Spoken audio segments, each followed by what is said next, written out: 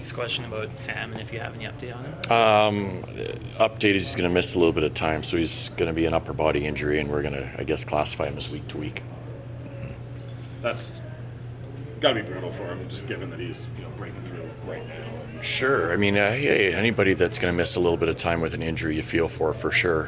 He's done a lot of great things for us, and I think a better understanding of what he has to be like to play at the NHL on a consistent basis. So, we were really pleased with where his game was trending, and I know he's going to pick up right where he left off. You were saying the other day that just the way he focuses on details is something you really value. Is that a little bit rare for a guy that's so young in his career?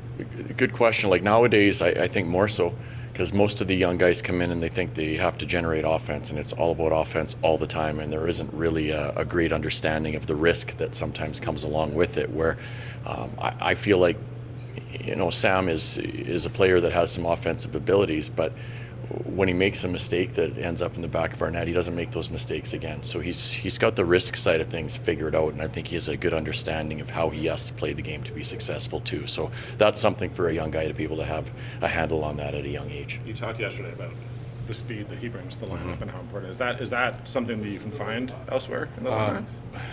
Elsewhere In the lineup or our team is fast when we play together.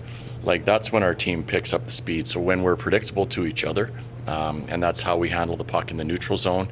If we're being very direct with how we play a fast game. It's not necessarily about the player, it's about how the team plays to make us a faster team. As a coaching staff, you guys, that was kind of that one line that has been together for quite some time too. I mean, how do you look now at some options and, just trying to play with a few things up front?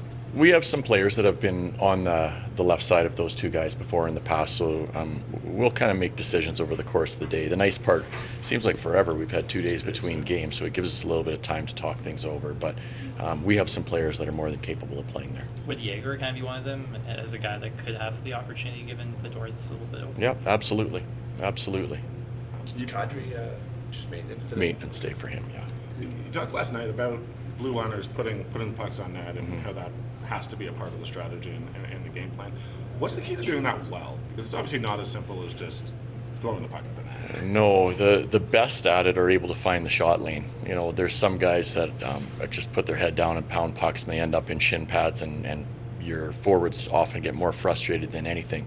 So the guys that are really good at it take a little bit of time to make the right play up top, or they use a little bit of deception to find the lane to get the puck to the net, because at the end of the day, that's what it's about. You can try to shoot it all you want, but if it's not getting through the net, it kind of defeats the purpose of us trying to get players there. So the guys that are the best at it, and it's a skill that needs to be worked on a lot, are the guys that are able to find the shot lane through the first set of shin pads to get the puck to the net, where guys can battle for second, third opportunities.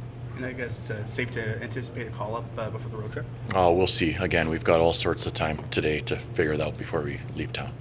Coach, when you look at the totality of the things that have been done well by the team in the last 2 games, what are the biggest takeaways for you in terms of what you guys have been doing right heading into this road trip? Our 5-on-5 game is coming along. That is one thing that you can see it from the eye test. We're not giving up nearly the chances that we were before. I think we're doing a much better job of denying shot attempts right now.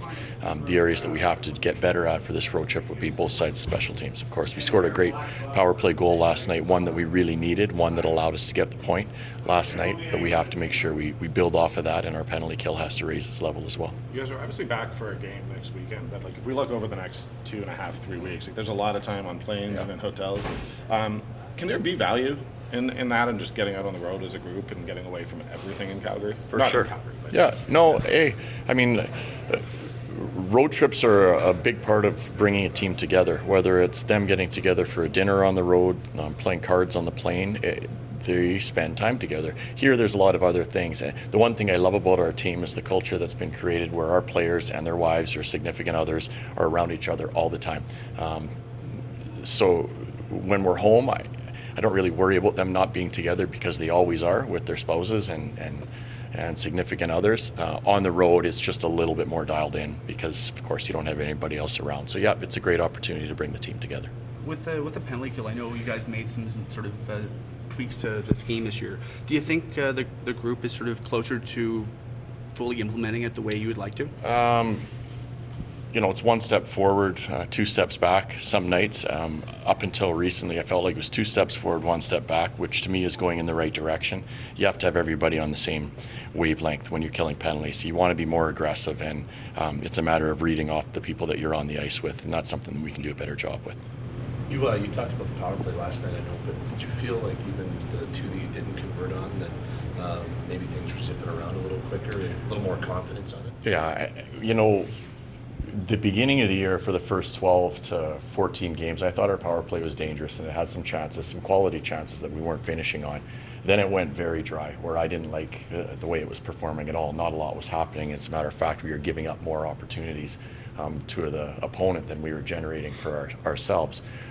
Last night, I thought their attitude, swagger was different when they went over the boards. They were 2 power play units that gave me the feeling that they're going out there to get the job done, and that's what we need. So if it's not scoring, it needs to generate momentum for you, and last night I think we did a really good job in both cases.